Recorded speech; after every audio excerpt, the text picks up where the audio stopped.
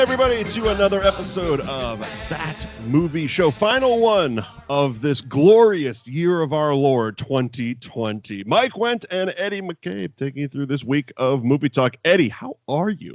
Oh, it's the last episode of 2020. Yeah. If we have to go back into lockdown in the new year, I suggest we do sad movie quarantine. Okay. We tried to be upbeat last time and it didn't work, so let's just be sad.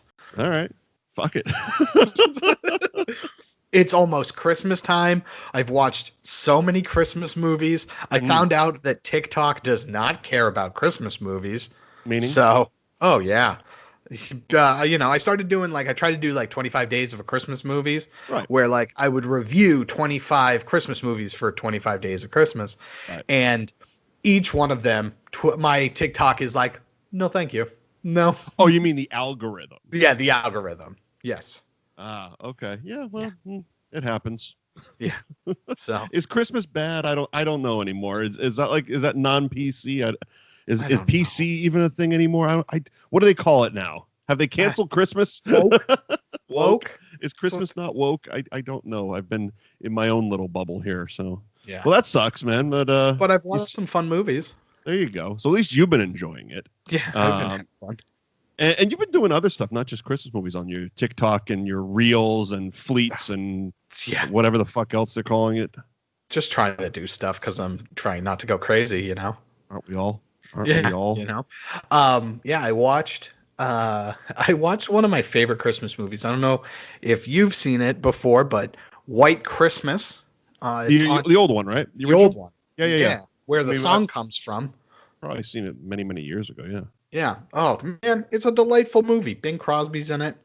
It's a ton of fun. It's a good one. That's probably my favorite one. I watched Muppet Family Christmas. Uh-huh. Which I think we've done on this show, right? We did Muppet Christmas Carol. Oh, then I probably talked about it there. Yeah. But Muppet Family Christmas, TV special from the 70s. Sure. Which is always fun and not weird at all. Always fun. Not weird, not psychedelic. But it was a ton of fun. And then, I've been watching as much as humanly possible because I'm trying not to go crazy. That's what you got to do. You just got to keep your brain active, but I started watching Yellowstone. Oh, I've been meaning to. How is it? Good, right? So good. Good. 3 seasons. Watch it on Peacock. You watch 2 episodes in a row. They give you the third one commercial free. My God. Yeah, that's how they get you to keep watching. Great things of Peacock. Also, streaming news.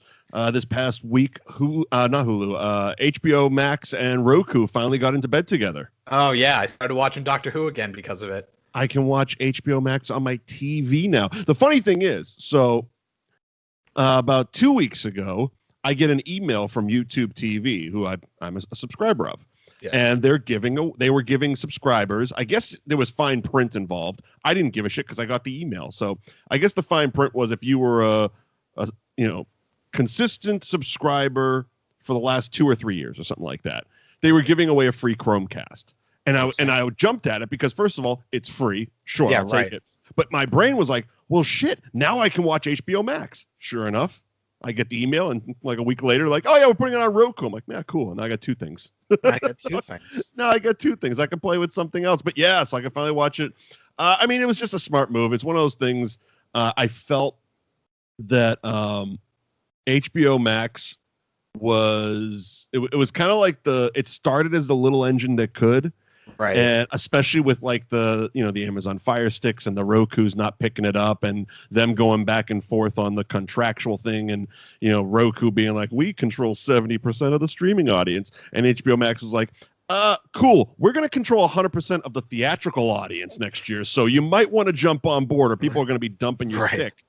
And that's what happened, because it was I think I said this maybe last week or the week before, whenever we did our last show, and it was the first few months of HBO Max, I kept saying, because it's not on Roku, I was like, all right, what's HBO going to do this month to get my $11. I'm still on the introductory price. Right. So what are they going to do to keep me as a subscriber this month? And they always did something. They put on shows, or they put on a movie that I wanted to watch, or blah blah blah blah. So they always did something. And then there was the announcement made that they were going to do Wonder Woman, the theatrical release on HBO Max. I'm like, oh great, that'll keep me through December. And it got to a point where I kind of flipped when they started making all these big announcements, where I'm like, okay, what's Roku going to do to get me to not just dump that thing? Not that I'm giving them subscription service, but to, continue using their products, because I got 3 of them in the house. And now it's like, oh, cool. We're in business. Everybody's in bed together. We're all having a good time. And we have a hell of a slate. I think we talked about the HBO Max one. We did. On our Sexy Beast. So we don't have to run down that, which is good, because Disney saw what HBO Max did and was like, oh, cool. Hold all my beers. Yeah. We got an announcement. All of my beers. All of my beers. The funny thing is that we knew that Phase 2 for Marvel, or sorry, not Phase 2, whatever new phase this is 4 or 5? I think it's 5. 4 or 5, yeah. But we knew that majority of their product was going to be streaming, because WandaVision, Captain America and the Winter Soldier, like those things were designed to be Disney Plus shows. Sure. And so they were really leaning into it. And it was crazy watching them just announce stuff, because Black Widow is coming to Disney Plus, and then WandaVision is coming in 2 weeks. Well, yeah, I mean, the pandemic has moved a lot of scheduling stuff. Falcon Winter Soldier was supposed to come out a couple months ago, or maybe this month, and that got moved to next year, mostly because it's all production based. It's whatever they can get done. And they must have filmed all or enough of WandaVision to get that out first. So yeah, that's coming next week, the week after, something like 15th. That. And the Loki thing was announced, but we actually got a trailer for it, which looks bonkers. Yeah. Yes. So I'm just gonna run through. I'm just gonna start rattling off a lot of the announcements they made. If you want to talk about something, stop me. Sure. All right. So I'm just going to start whatever this website. I got the D23 website up, so I'm just going to start at the top and work my way down. A spinoff, a Gaston and LeFou spinoff for Beauty and the Beast, starring Josh Gad and Luke Evans. I love it. Reimagining of Swiss Family Robinson. Very fun. Percy Jackson and the Olympians. I know it's based on a book. I'm not familiar with it. I know there was a movie, wasn't there, or something like that? There was a movie, and it wasn't great. And anybody that reads the books, apparently, and I know nothing about this, but I know that people that read the books are that didn't do it justice. So they might never be excited. You know what didn't either? American Psycho. So shut the fuck up. But anyway, it was a good movie. Mighty Ducks Game Changers with Emilio Estevez coming back as Gordon Bombay. Yeah, interesting. Did you watch the trailer? I did. They're going to have to do a little convincing on my part. I think that's all I'm going to say. I'm excited. It's Emilio. It's Mighty Ducks. But watching the trailer, I'm like, ugh, I don't know. I might be too old for this one at this point. There was a lot of this feels really geared at teens and early 20s kids. I think Turner and Hooch is getting a reimagining. Okay. Fun. I wonder if your boy Winkler is going to be involved, since he directed the original. Ooh. Let's see. Did you even know that?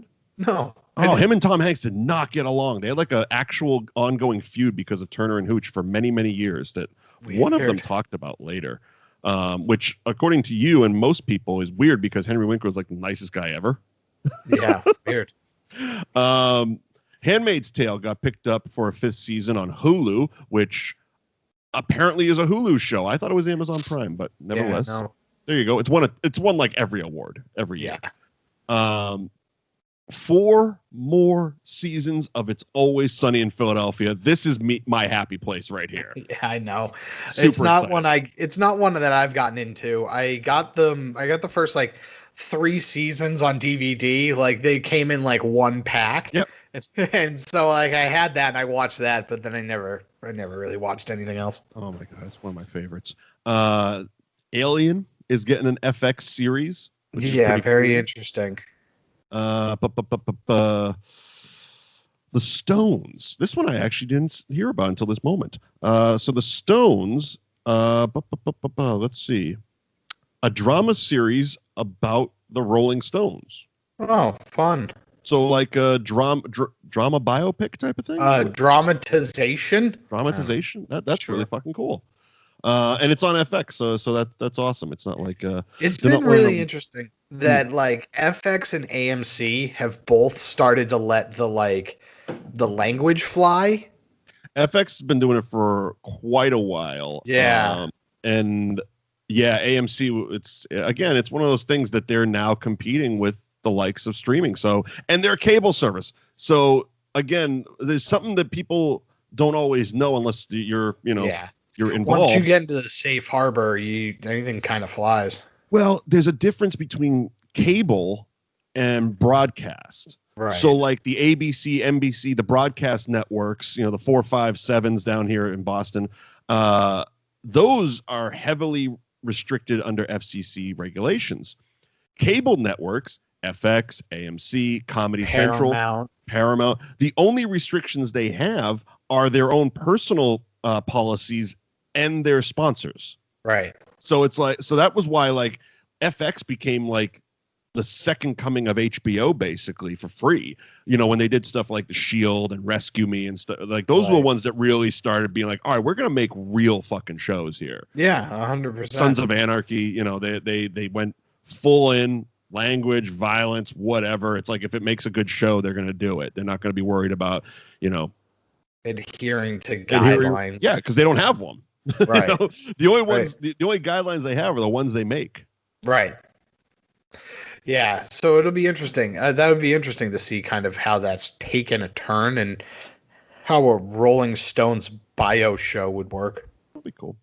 Okay, so I mean, I think this was probably the big one for most people. Also, one of the bigger lists. Lucasfilms stepped up to the plate and just hit dinger after dinger.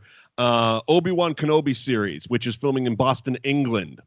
Oh my God, England. So again, I've mentioned it on this show before about the people that are in acting groups in Boston, and God, they're insufferable morons. Holy crap.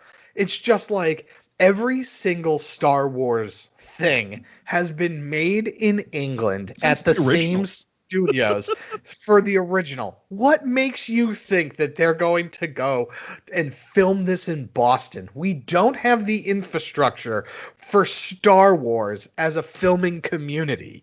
Like, what made you think that was going to happen?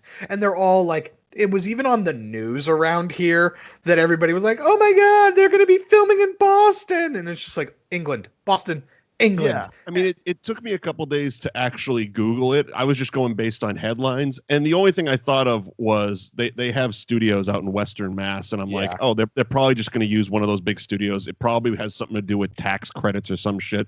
And I didn't think anything of it. It's not like I'm going to be cast as a, that was the thing. Because that was it's not like I'm going to work on this fucking thing. So I didn't really care to even click into the article. But then it kept going and it kept going. And finally I was just like, wait a minute. Yeah. This doesn't make sense.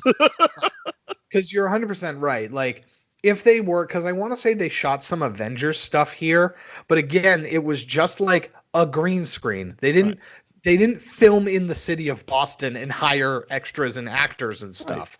It was just people on a soundstage, and this soundstage happened to be, I think Hunger Games did too. You know what I mean? Like, there's been stuff that have filmed in these studios that Boston has around the area, but it's just like, they're not going to hire a bunch of people to play Star Wars characters, you dumbass.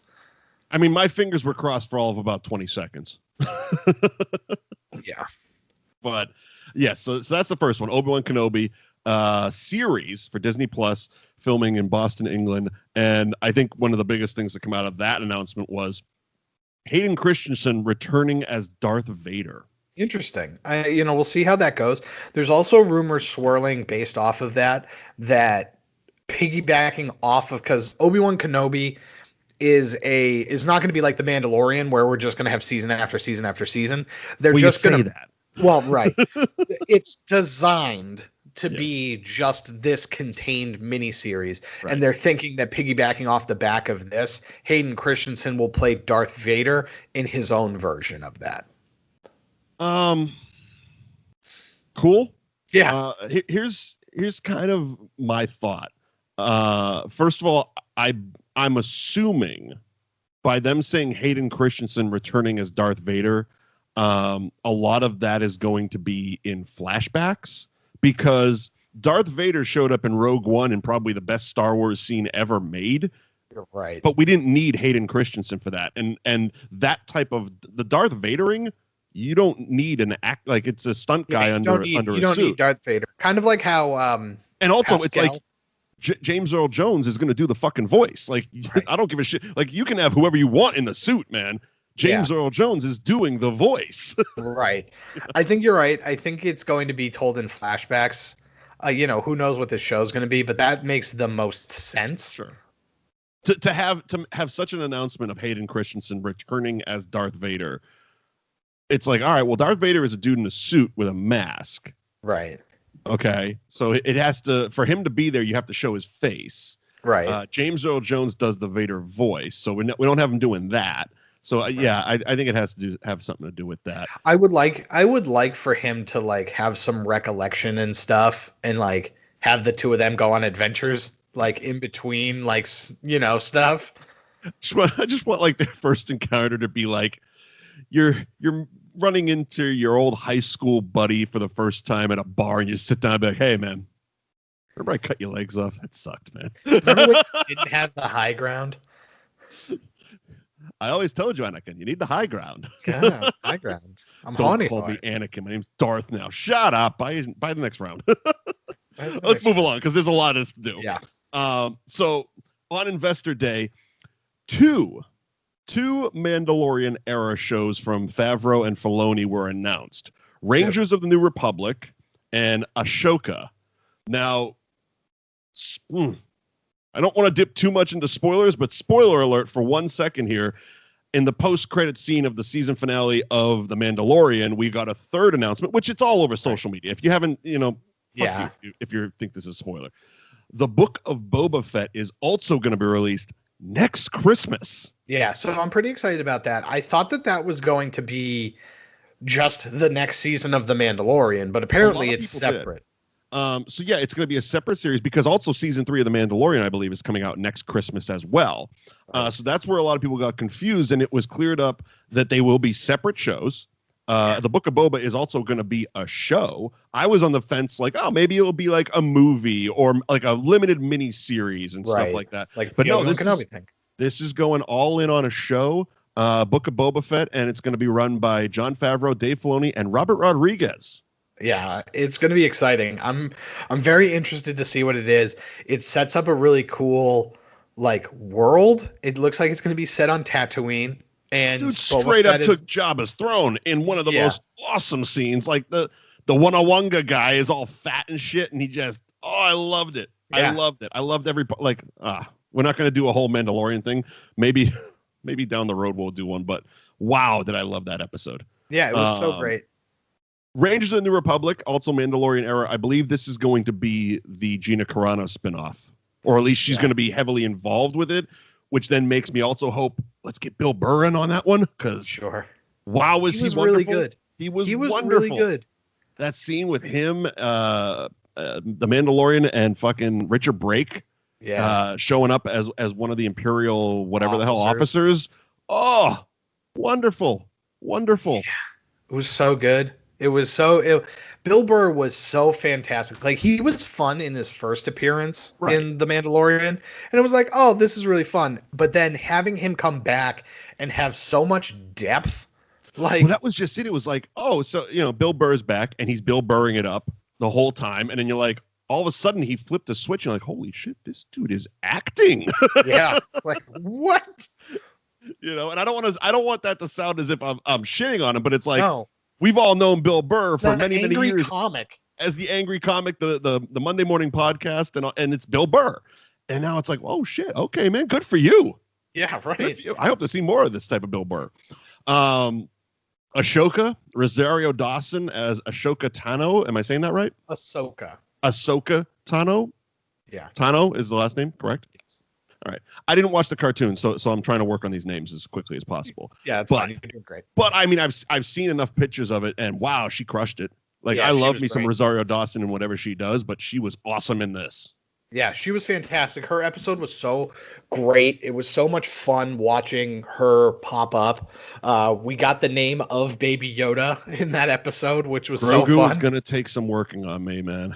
Yeah, I don't care. I'm all right. I don't Whatever. hate it, but it's going to like I'm still going to call him Baby Yoda. Like that's the thing. Yeah, like, everybody is. That's you can't fine. get me to call him Grogu yet. Yeah, We also got Michael Biehn in that episode, which was awesome.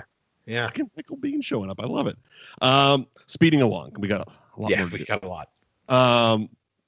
Andor, which is going to follow the Cassian Andor character from Rogue One. I believe this takes place. Oh, it must take place because he died at the end. Pre-Rogue One, obviously. Yes, correct. It's him being a spy for the rebellion. All in. Love it. Yeah.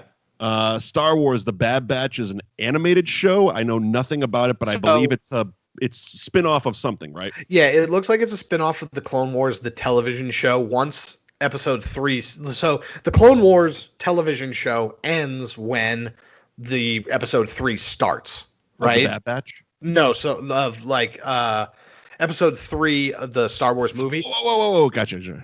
So gotcha. Yeah, so basically the Clone Wars takes place between Attack of the Clones and Revenge of the Sith. Right. That's when that show takes place. And so I'm assuming it is about a unit of clones post Empire formation. All I know is the lead guy, at least in the teaser, looks like the cartoon version of Rambo, if you remember the cartoon Rambo. Sure. Yeah. Black mullet, red headband. It doesn't take a lot. And it kind of looks like It'll be interesting. So I don't know if you ever played it, but the original Star Wars Battlefront 2 for the PlayStation 2 and Xbox, there was a story mode, and basically the story mode took place like through the 501st, which is like Vader's personal like stormtrooper battalion. Mm-hmm. And so hopefully it's something to do with that. That would be fun to watch. Cool. Star Wars Visions. I don't remember that one. Yeah, that's a Japanese show, I believe, where they have a bunch of anime artists that are creating short Star Wars stories. Love it. The Acolyte. Know anything on that one? Nope. All right. A Droid Story, which looks like it's going to be an animated show based on R2D2 and C3PO. Love it. Sure. And Lando. Yeah. Hoping we get both. Hoping we get both of them. Having Billy D. Williams come back and what was this? Donald Glover, the Childish Gambino. That's what I was looking for. I was blanking on his rapper name. Yes. Yeah. I'd love to see both of them in the show. That could be fun. Also, we got a movie scheduled, Rogue Squadron, which is going to be directed by Patty Jenkins, who did Wonder Woman, and obviously the new Wonder Woman as well. That's slated for Christmas 2023. It's going to be a feature film in the Star Wars franchise, Rogue Squadron, which was obviously the X-Wing pilots. I'm guessing it based on Luke Skywalker is a part of the Rogue Squadron. So I wonder if there's been talk that Sebastian Stan might be playing Luke Skywalker, and I hope that that's him. Also, obviously, since Mandalorian wrapped up, there's a lot of talk of a possible Luke Skywalker spinoff show that I would be less excited about, and here's why. My feelings on the Skywalkers and where we're going with Star Wars now are I want them to continue doing what they're doing with The Mandalorian, whereas they're telling you new and original stories. Right. And dipping their toes into the Skywalker pool. I don't need, we're going to have the Kenobi one, which is going to be very Skywalker heavy, obviously. But I don't need full blown Luke Skywalker's adventures. I don't him showing up. It was like Vader at the end of Rogue One. It's all I needed. I would have, I sit here as a fan and say I would take 3 hours of just that, but that was all I needed. That was the best 3 minutes of my life. You know what I mean?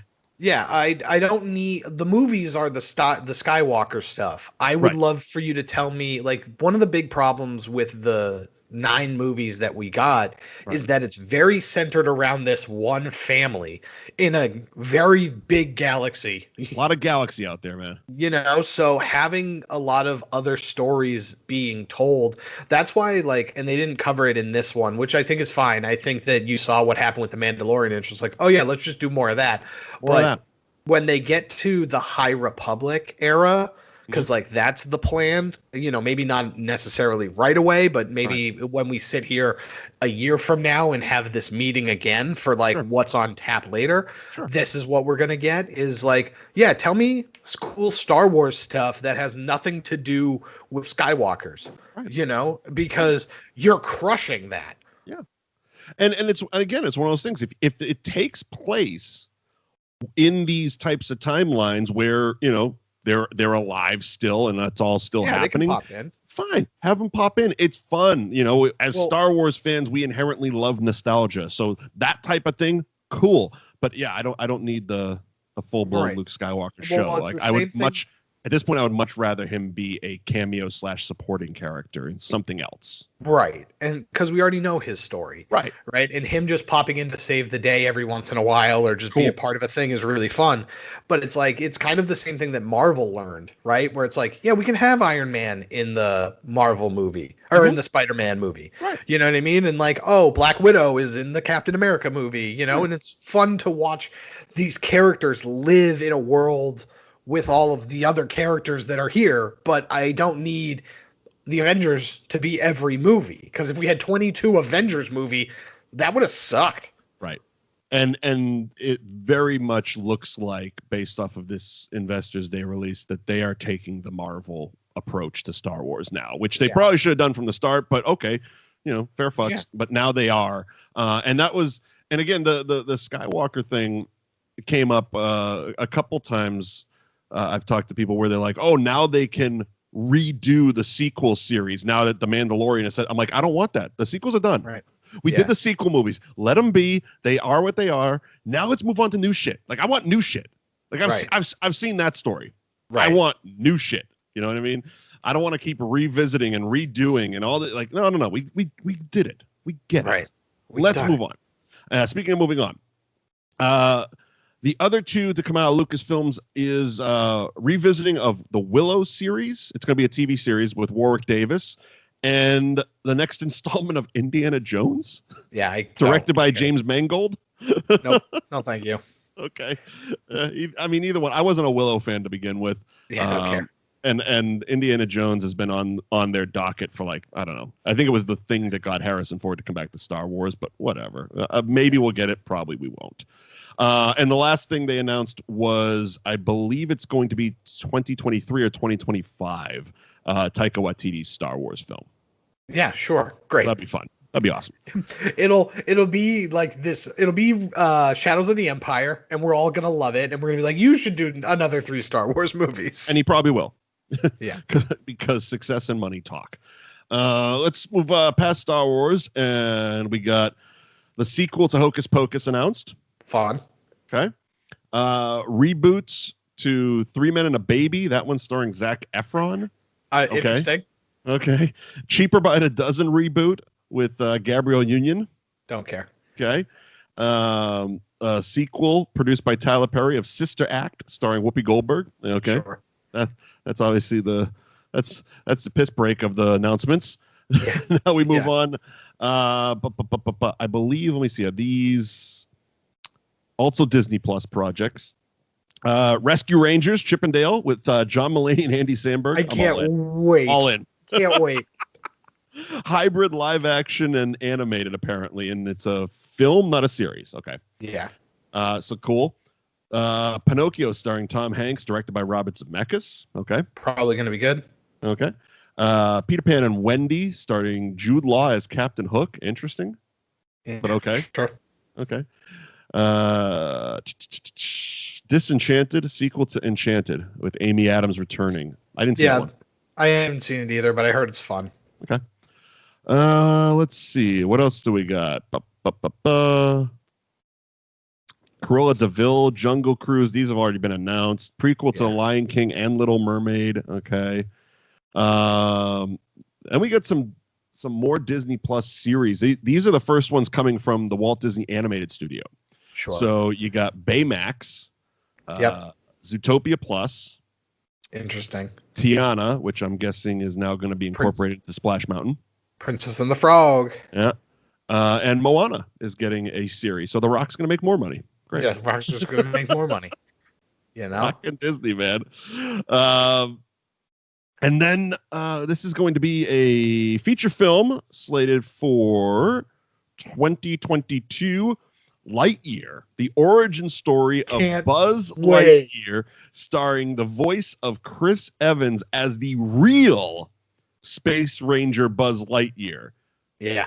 There's a lot to unpack with this quick little announcement because the internet kind of went both ways on this one, obviously. There were those of us who were like, when these announcements were coming in rapid fire, I was just taking it all and loving all of it. I'm like, oh, Chris Evans is Buzz Lightyear. I don't give a shit what it's about. Yes, I'm in. Yeah, and then it's like, then people are like, oh, but Tim Allen. And I'm like, yeah, okay, that's cool. But, Patrick Warburton did it on the TV show already. So let's not be like he's never not done it. And then they revealed, no, it's not the toy Buzz Lightyear, which is the thing that Tim Allen voices. This is the real Space Ranger that the toy was based on, which then tells me not only are we getting Chris Evans as Buzz Lightyear, but he's going to eventually meet up with Tim Allen, the toy. Yes. Fuck yes. Yeah. It's going to be, I can't wait because it's going to be so exciting to see what that world is, because like you just said, it was a cartoon. Like they did have Buzz Lightyear of Star Command, and that was like a cartoon. But God, I would love to see what that movie is with what is Zurg like. What is that like? Oh, it's going to be so great. That also lends itself to the Woody's Roundup show on Disney Plus. Yep. Because because I could see that, we pick up, it's a reboot of Woody's Roundup, and we pick up right where that last episode cliffhanger leads off. That'd be so fun. Disney Plus is fantastic, and it makes all of my content creation dreams come true. Exactly. Coming out literally this week is Soul, the Pixar movie. I think you know more about this than I do. Yeah, it's the latest Pixar movie. It's about a guy who ends up in a coma and is basically a spirit and has to get back to his body. All right. Pixar also announced that it looks like fall 2022, at least it's scheduled, for a Disney Plus series following Lightning McQueen and Mater on a cross-country road trip from the Cars series. I'm not a Cars fan. I am not a Cars fan either. I watched the first one for the first time a few weeks ago, and wow, was it bad. It was they don't get any better. It's a worse My Cousin Vinny, basically. Yeah, they don't get any better. The Cars 2 was not good, and then they did spin-offs of Planes, and it wasn't good. So moving on to Marvel Studios.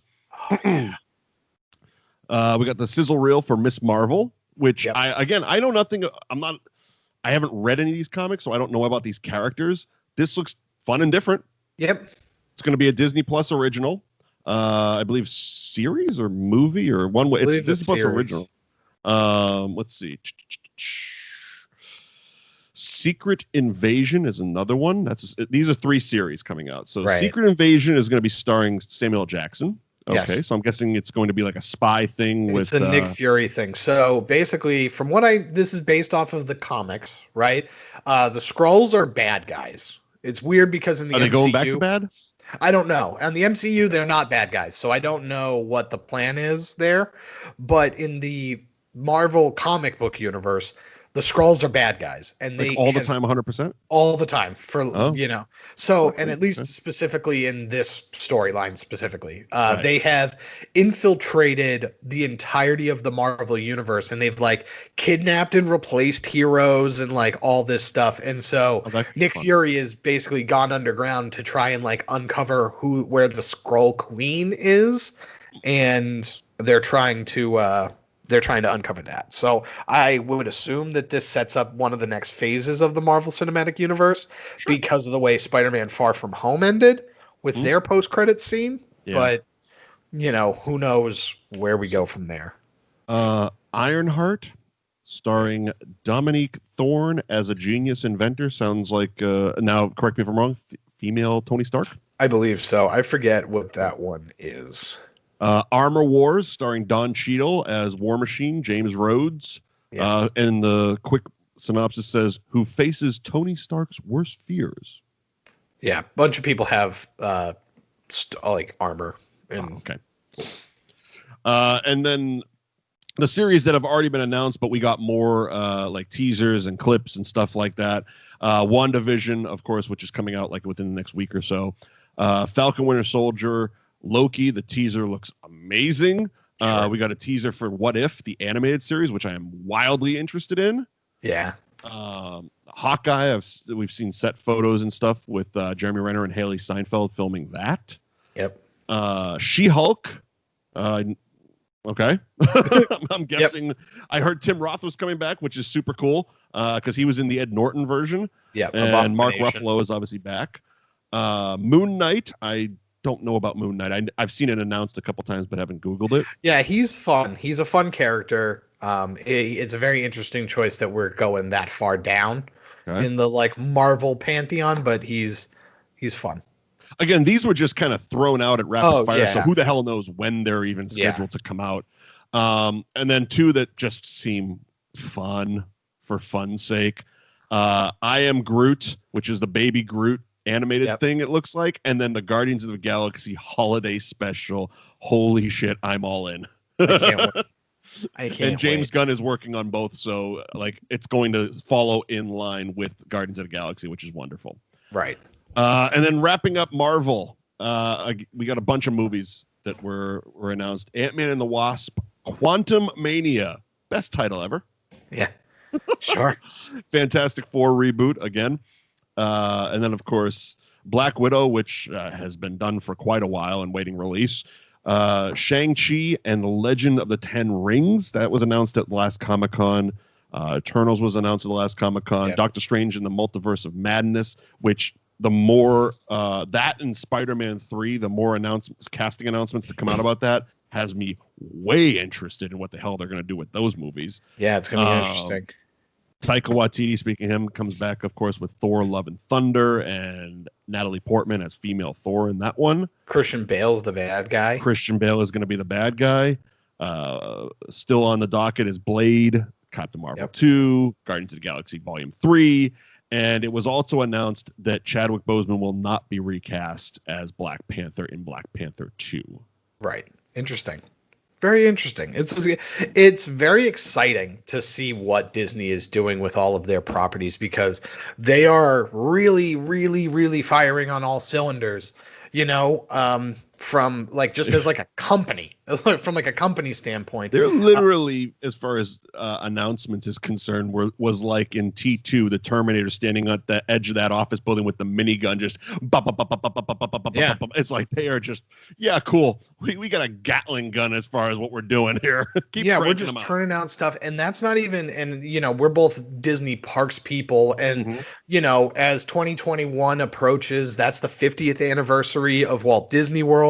And you have obviously COVID, put a damper on a lot of stuff, but it's like the revamp of everything that's going on in Epcot in terms of their future world, Guardians of the Galaxy Cosmic Rewind. I'd be shocked if they didn't film a holiday overlay for that so that they could easily just swap that in. Why not? You look at everything that's happening with their nighttime spectacular. They're installing those pieces. They're installing different things over at the Magic Kingdom, Tron Land Cycle. They're getting ready to revamp Splash Mountain over there in Disneyland. And that's just to name a tip of the iceberg for the 50th anniversary that is going to be full of nonsense and spectacle. And then the Avengers Campus is going to be opening by the spring this year over in Disneyland. And that's an entire Marvel themed land, so it's just, as a company, it's just crazy what they're doing. Like I said, they saw HBO Max and was like, hold all the beers. Why don't you take a sip? Oh, you got your 17 movies that you're putting out next year on your streaming. That's cute. That's cute. Wait, hang on a second. Cute. I'm wait super till you hear about our multimedia experience. Right. And it was a couple weeks ago. Our friends Bill and Danny do a couple of Park Hoppers podcasts, which if you're any part of a Disney fan, you should follow them as well. And their live Facebook videos from the Magic Kingdom are some of my favorite things during quarantine or COVID or whatever the fuck we're calling it. And they did the Bill was there live for the first night of the new Christmas stuff with the castle. Right. And their new projection technology is bonkers. Yes. Like, it was one of the best things I've seen in a long time. It was so cool. I sat and watched when Happily Ever After like debuted. Bill and I sat and we watched it together on YouTube, and we were both like, "Wow, this is really, really good." And then I got to watch it live for the first time about a year ago, right? Yeah. For New Year's, And just watching that spectacular happen with their projection onto that is bananas. Yeah, it's so cool. It's all over the place because it was on the Tower of Terror, and they had, Christmas overlays over there, and there was all sorts of stuff happening there. Yeah, 2 years ago I was there for Christmas, and I just sat at that little street corner, grabbed a cupcake and a drink, and just sat and watched the Tower of Terror cycle through. I think there was like 4 or 5 shows. 4 or 5, and they changed over every 15, 20 minutes. So I spent about an hour just standing in front of Tower of Terror watching. Yeah. And amazingly, not sitting there filming or anything, just kind of watching and oddly enjoying it myself. Right. And they got snow happening where it's like snowing, and it's just it's awesome in Central Florida. Fantastic. Please, if you're into any more Disney stuff, follow a couple of Park Hoppers podcast. Bill and Danny, good friends, and they do a great job over there. Are you ready to do the movie we're supposed to review today? Yeah. Let's do it. You're about to witness something that no one else on Earth has ever seen before. Let's see if they can handle this! Guess this is your lucky day, you cat. Welcome to the North Pole. Santa! Kate Pierce, how did you get here? You and Jack are supposed to be on vacation with your family. Our shuttle fell into this wormhole. Have a nice trip. Are you Mrs. Claus? Uh-huh. What is that thing? Use an F. You're in Santa's village, the real one. Wow, this is incredible. We have over 300,000 shops in the village. Whoa. Everyone designed by Mrs. Claus. She designed this place. I think it should be called Mrs. Claus's Village. Me too. Well, I never thought of that. Of course you did. What is that? That is the Christmas star. Created by the forest elves in 312 AD. The star protects us and keeps us hidden. And I'm here to steal it. What's happening? I'm gonna make everybody forget that the North Pole and Santa Claus ever existed. Belsnickel. This is bad. Without the star, the North Pole, the village, Christmas is doomed. Like for this year? Like forever. We can't let that happen. Christmas must endure. Let's do this.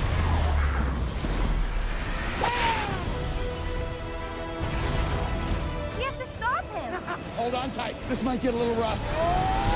Isn't it dangerous out there? I'm arming you with these. You're arming me with cookies.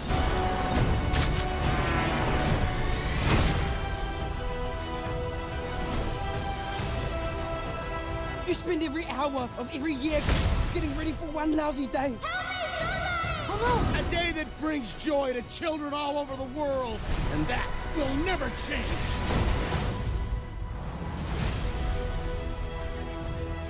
Sometimes I think you actually enjoy these little dangerous escapades.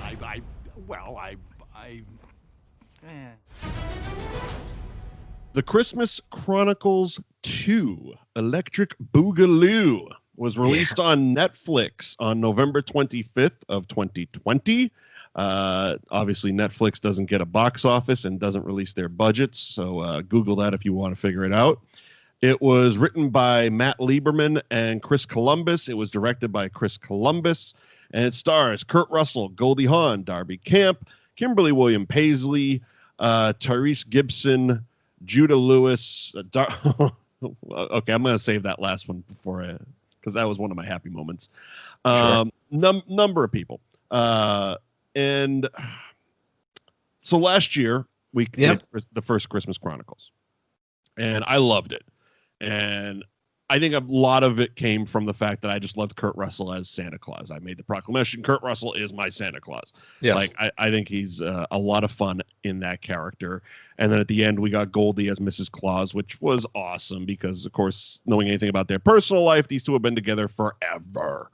Like, yeah. They're like the quintessential not married but living their best life type of couple for like the last 40 years or something like that. Sure. Yeah. Like, I think they met in the 70s and they've only worked together like a handful of times in movies. But yeah, awesome. And I was super excited for this one and I was not happy with it. Oh, okay. See, for a number of reasons. And okay, go ahead. I did not like the first one. I thought that the first one was not great. I thought that the kids were the worst part. I agree. I thought that like they were just very two-dimensional, very flat, very stupid. And while like a lot of that carries over into this, I found the main girl to be far more likable in this one than she was in the previous film. I thought Kurt Russell did a fantastic job in both movies. Goldie Hawn was also delightful in this film. I thought that the world building was a lot better. And then that poor kid that is just the like I hate everything boy, because he was in Deadpool 2. Yeah, he was one of my problems with it. Yeah. Julian Dennison is the actor, and I did not like him in this at all. Here's my problem. This story is very close to the 80s Christmas movie, Santa Claus the Movie. Okay. With Dudley Moore as the elf who he's the number one elf in Santa's workshop, but he gets none of the credit. He gets pissed off and he wants to go to Earth, America, obviously, and prove to Santa that he can be the best toy maker without his help. And then he gets hooked up with John Lithgow, who's the evil toy tycoon, and so on and so on. Sure. But it's very much that similar story with the rogue elf type of thing. Right. And I don't know. I didn't like it. It was too much CGI. Yeah, there was a lot. Like there's little they could do about it because you're in the fictional North Pole, Santa's workshop, with little elves speaking Elfish, and you have this. What was it called? The Christmas cat or something? The wolf cat or some shit? Yeah, the Yule cat. Yule cat. That was it. I mean, Jula. You knew it was going to be a CGI thing, but it was a lot of CGI for my life. Yeah. So the first movie is grounded, as much as a movie about Santa Claus can be, grounded a lot in reality. Yeah. And they were physically going around, I think, Chicago. They're going around Chicago. Well, the kids are from the fictional Boston, Massachusetts. Lowell, actually. Yeah, they're from the fictional just Lowell. Wasn't. Yeah, they're from fictional Lowell, where it's a nice place and actually looks more like Newton, Massachusetts than what Lowell is actually like. I mean, a lot of my problems with the first one pertaining to the kids were I touched on it similar in Hocus Pocus with the bullies from Salem, and it's like, you people have just never been here. Yeah, you've never been These people are not dangerous. This kid's not a car. Like, I completely forgot until watching this sequel, first of all, that they were from Boston. Yes. And second of all, that the kid was a car thief. I'm like, oh, yeah, that was dumb. Yeah, that was really stupid. The brother's not in it at all this time, which I think is really funny. Thank God. I like the kid they did have. Jahzir Bruno was the young actor playing Jack.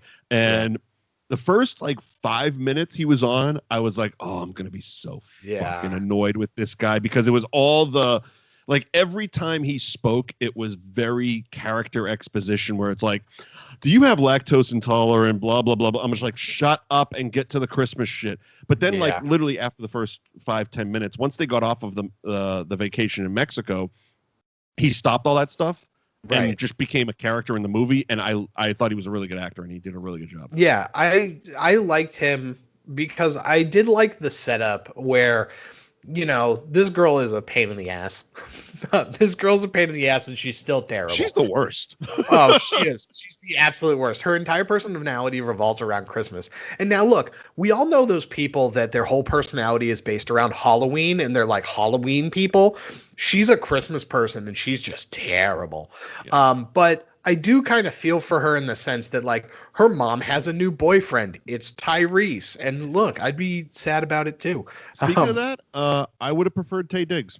I would have preferred Taye Diggs. Yes. Like Tyrese was one of my problems. I'm like, I don't know. Like, I don't buy him in the role he's in here. And I just, for some reason, I'm sitting there and they're two of those actors, kind of like Bill Pullman, Bill Paxton. It's like, sure. You can have one or the other in this role, and it's like, if I'm looking at Tyrese, I'm like, I'd rather have Taye Diggs in this role. Well, because Tyrese, I think he's a more likable character. Yeah, so Tyrese has more of an edge to him, That's right? That I didn't need in this movie, and I didn't need his edge, and I think it comes from his years of being in the Fast and the Furious franchise, probably. But Taye Diggs is the more wholesome of the two, and it would make more sense trying to be the nice boyfriend. He wasn't a deal breaker for me, mostly because he wasn't in the movie for a whole lot. No, but, the weird ending was weird. Yeah, the weird ending was weird. Where they held hands and kind of like, did you see Us? Jordan Peele's second movie?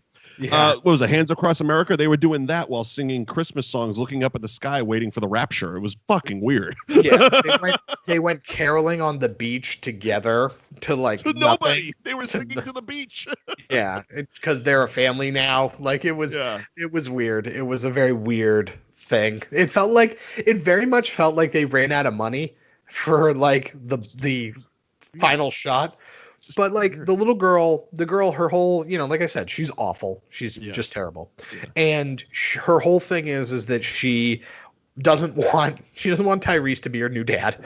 And if her mom marries this guy, her dad's memory is gone forever. And it's like, okay, there's something real and kind of like, sure, sad about that. But again, now she's like way too into Santa Claus and like wishes for her family or something. And so this boy who was a mutant that was going to destroy a school teacher and ultimately become Apocalypse, right? Is that like that? Belsnickel is his name in this. Oh, yeah, Belsnickel, right. He's going to use her to like get into the North Pole to fuck shit up. And it's like, okay, fine. We have to MacGuffin and, get to the stuff. But I thought that the North Pole was cool. I liked the, exploring of the North Pole because we didn't get to see it. We didn't get to see it in the first one. I do agree with you because like I thought that the elves were really cool in the first one because we didn't see them a whole lot, right? They were just kind of in there a little bit, and now they're the characters. They're like really in here, and it's like, oh, the more I look at you, the weirder this is. Yeah. I love the world. Like you said, exploring the North Pole and Mrs. Claus's workshop, I believe it was renamed. It was renamed. That running joke because she does all the work and Santa takes all the credit. Yeah, it's pretty funny. Yeah, as you do. It was fun. And like I said, the part where I remembered, they were from Boston in the original movie is when there's also time travel in this now. Yeah. Now Santa can time travel. We go back to 1990 and Logan Airport, Christmas Eve or some such shit. And I didn't see the legal seafood, so it couldn't have been Terminal C. Right. So obviously she runs into it's basically Back to the Future. She runs into her dad and has that moment. That was okay. That was, touchy feely. The part I completely got excited about was as soon as Santa Claus walks up to the woman behind the counter, I'm like, fuck yeah, they got Darlene Love in this movie. Yeah. Mrs. Christmas, Darlene Love. I was like, yeah, and now they're going to sing? That musical number was fantastic. It was so much fun. Oh, man. She is one of my favorites. Darlene Love it's been around forever. She's literally, like I said, Mrs. Christmas. When Letterman was doing his show, every year at Christmas, she would come on and sing. One of my favorite things was she was a regular guest on Ron Bennington's show on Sirius XM and told amazing stories because she like knew Elvis and has a bunch of amazing Elvis stories. And it's just, and of course she's also Mrs. Murtaugh. Yeah, that's true. In the other classic Christmas movie, Lethal Weapon. Lethal Weapon. But yeah, so it's like we knew Santa Claus was going to do some singing after the first movie. Of course. They couldn't have picked, and they had the E Street Band in the first one. It's like, all right, how are you going to do that? How are you going to beat Little Steven and the E Street Band backing up Santa Claus? Oh, we're going to get Darlene Love. Oh, all in. All in. It definitely... I loved some of this movie. I just didn't like the movie as a whole. Yeah, sure. It very much has the pitfalls that a Christmas movie has, right? Sure. Where it's just like, oh, we are trying to get a message across, so it gets a little hokey at times. Right. I think that the actress is, as she's getting older, she's getting better, but the character that they're writing for her is a little insufferable. But yeah. I am a big fan of hopefully this is a film series and we get more of them. It seems that way. Especially how it opened. It's almost like they're setting it up that this is like part of a book. Yeah. And you saw it, the book came from a bookshelf that we saw later in the movie with all the, different stories. The Christmas Chronicles and all the different stories of Santa Claus. So yeah, that'd be really cool if we could get more. We talked earlier about, the Mandalorian and there's a big galaxy of Star Wars. If we could get like just Santa side stories going off on adventures, like I'm all for it. Like, and again, this, I'm booking the finish, years out. Right. But it feels like this series is ultimately leading to this girl becoming Santa Claus. And I'm like kind of in on that ride. Like, so you're holding out hope. You're not a big fan of her, but you're holding hope that she will turn it all around. Yeah, like it's weird. Like I both think that it's just like, oh, you're annoying, but I also kind of am now rooting for you. One thing that I did wish, because the first Christmas Chronicles, it really felt that the like Santa Claus kind of like orchestrated the whole thing, right? Like it felt like he made it all like happen so that the brother and the sister could get together and kind of like come to terms with the death of their father. Sure. Right. That's kind of how it felt. And I was kind of hoping for something similar with this one where she kind of like, they kind of orchestrated it so that she kind of like comes to grips with, letting go of her dad. Yeah, they didn't. And again, the other problem I had was the movie felt long. It wasn't all that long, but there was points where I'm like, holy shit, there's 20 more minutes of this. Yeah. There was definitely a couple false finishes within the movie where I'm like, oh, okay, it's wrapping up. Nope, apparently not. So that could have just been a writing / pacing thing. And how many more side stories can we put into this movie? Because the main story clearly was Belsnickel, Julian Dennison. Yeah. And Santa Claus, the elf and Santa Claus, that was the main story. And I think if they started throwing too much other shit in there, it would have kind of sidetracked, even though it would have been a nice continuation from the first movie. It doesn't seem like that's what they're doing. They're going to keep the same characters, but they're not going to like, it seems like they care less about paying off the first movie than they do telling this story type of thing. Yeah. Well, I just can't wait because hopefully the next one's all about Teddy, the brother that we didn't get to see. Oh, yeah. I want, because that's what I was missing in this movie. Teddy trying to hit on every waitress in the fucking resort. Yep. He's going snorkeling with that chick. Yeah, sure he is. How old is Teddy? Because he looks 12, but he's like a car thief. Like I don't know. He's got to be old 14. I got nothing on Teddy. Yeah, he's supposed to be. I think in the first movie he was supposed to be 14. So you're talking about 16 now. Because like I remember that being one of the problems. Because it was just like, yeah, this kid is way too young to be like this delinquent. An accomplished car thief. Like I get it. Your dad dies and everyone processes grief differently. Yeah, and you go off the deep end. But like, okay, Like Teddy, let me put it into perspective. Teddy from Lowell. Yeah, right. Is definitely a kid who would probably try to steal a car, get caught on the first try, smacked around a whole lot, and be like, yeah, I'm not doing that anymore. Yeah, right. But like she brings it up as a character trait in this movie where you're a car thief. It's like, oh, they did try to convince me of that, and it didn't work. Yeah, it didn't work. It didn't work. It would again. This is the problem. This is the problem when you just hear things about Boston. So Teddy was 16 in the first one. So he's 18 in this one. Bullshit. That kid's 18 years old. How old is Judah Lewis? Let me see the actor. Even Wikipedia doesn't know. The Wikipedia page says he was born between 2000 or 2001, so he's either 19 or 20 years old. Okay. Like. He is the least track downable person, Judah Lewis. That's so nonsense. That's such nonsense. IMDb says that he was born on May 22nd, 2001. So they got their shit a little bit more together than Wikipedia. So that'll make him 19? Yeah, that would make him 19. Young looking 19-year-old. Good for him. Yeah. He'll appreciate that when he's 40. Yeah, right. Still playing the dad. Still, man. Like, yeah. Yeah.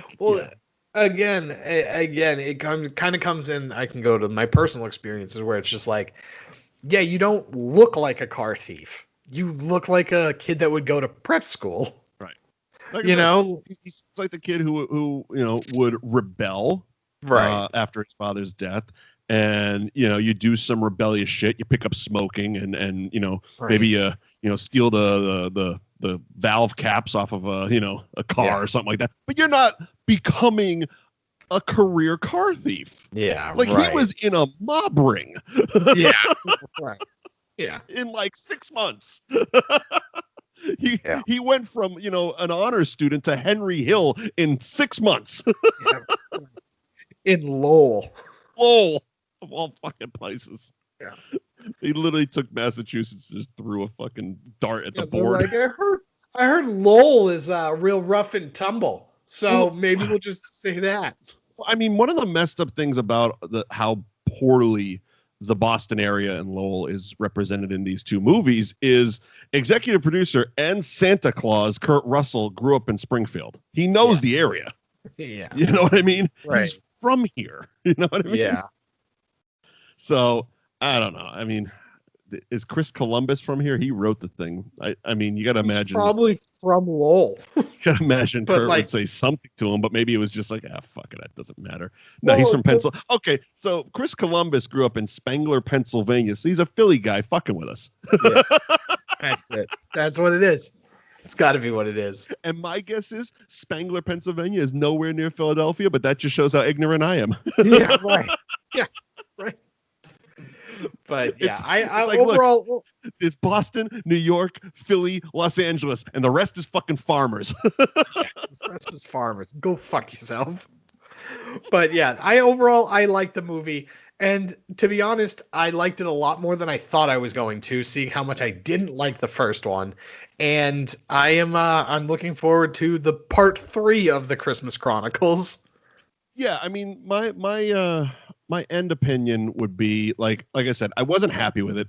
It's not something like there's plenty of Christmas movies out there to choose when this time of year rolls around. It's not going to be high on my rewatch scale. No. I didn't hate it.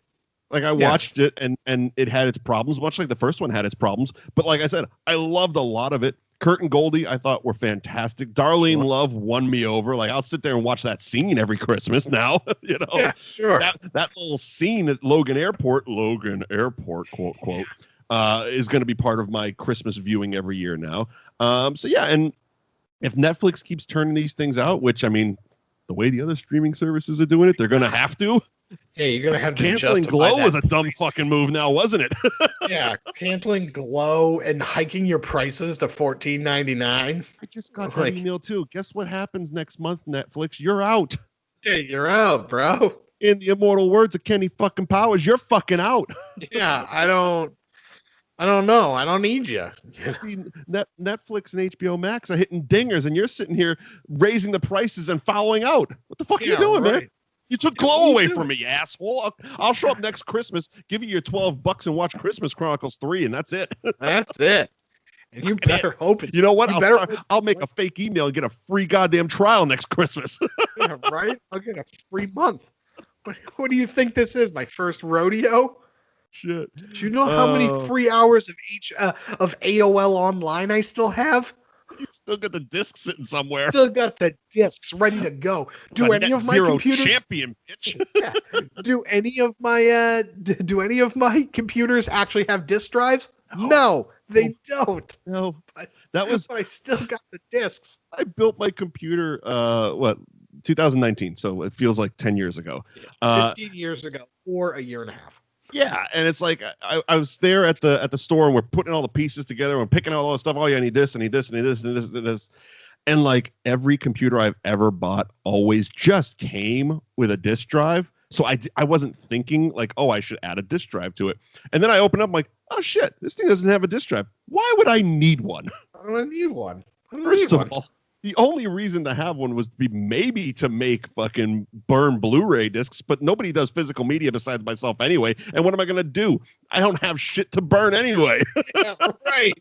What am I going to do? Any movie I make or TV show is going to exist online anyway. I don't need a physical copy. Bitch.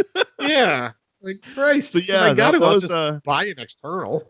That was an initial surprise, but yeah, again, you can just buy an external anyway. I don't know why we got into tech talk, but anywho, is that the Christmas Chronicles Part 2? That's how you know that it's the Christmas Chronicles Part 2. We started talking about optical disc drives. All right. Oh, thank you for joining us on the final episode of That Movie Show for 2020. Eddie and I are going to take the holidays off. Normally we would do like, our watch alongs and a Christmas special, but COVID has fucked everything up. And it's too much of a technical hassle to try to do a watch along for this. And I don't want to deal with the copyright bullshit either. Doing that. Right. Go through all the technical stuff just to have YouTube or Facebook rip it down before it even starts. So we are going to take the holidays off, enjoy ourselves. We hope you enjoy yourselves, and we'll come back in 2021, refreshed, renewed, and ready to go. Eddie, any final thoughts before we wrap up 2020? Yeah, it's been one hell of a year for anybody and everybody. I mean, 2020 really kind of sucks. Mm-hmm. I think is a little bit of an understatement. But anybody that's listening to this show, thank you. It really kind of helps for Mike and I both to kind of keep our sanities.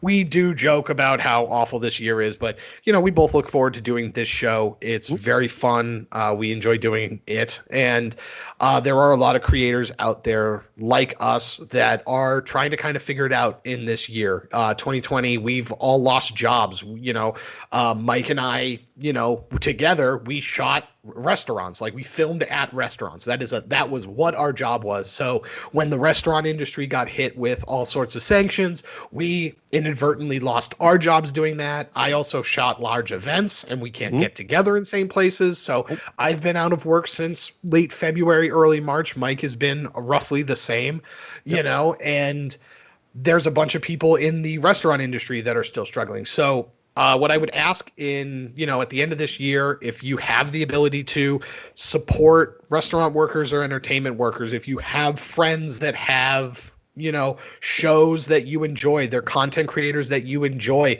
please, donate to whatever Patreon, buy whatever merch, even if you can't financially compensate, share the shows, share the show. Give it a 5-star review and write an actual review, promote their show, because a lot of us don't know when we're going to be able to return back to work because, frankly, what we do at our level isn't valued, right? It isn't valued unless you are on The Mandalorian, working on Disney Plus, or, Tom Cruise freaking out about whatever COVID regulations on Mission Impossible, I couldn't really argue much with what he had to say, though. No, not at all. But that's why we didn't really bring it up, because I'm like, yeah, I kind of agree. I agree. It's a lot of money on the line here. Stop fucking around. Right, and these are people's livelihoods. And if you're lucky enough to work on one of those, you're great. But that's few and far between. People like us that work on these shows in regional areas, we're hurting and we don't know when we're going to be back to work. So, something like sharing this show, liking this show, telling your friends about this show, or shows like us that might have T-shirts or, whatever. Any little bit helps to just kind of keep this afloat because... Sure. This show has kept us sane. Thank you for listening, and we'll see you all in 2021. Absolutely. And the important thing of sharing is also because at some point we will get back to some semblance of normal. And I know Eddie and myself are going to want to hit the ground running. So we're going to want this to be out there as much as possible. I know we just I shared it on social media that just 3 days ago, was the 1 year anniversary of me and you doing the Star Wars marathon at Showcase. Right. It feels like a fucking lifetime ago, but at some point we will get back to doing stuff like that. And that's what's keeping me sane and keeping me looking forward to something is like, oh yeah, we'll get back to doing stuff like that soon. And that's the shit I'm going to look forward to in 2021, hopefully. Yep. So thank you. And of course, social media at Mike Wendt, at the Eddie McCabe, hashtag That Movie Show. We are on every and all podcast app. Like, subscribe, 5 stars, comments, whatever you can do. Hit the share button. And yeah, we will see you in 2021 for more That Movie Show. Bye, everybody. That's Hooey Valley, Hooey Hollywood, where any office boy or young mechanic can be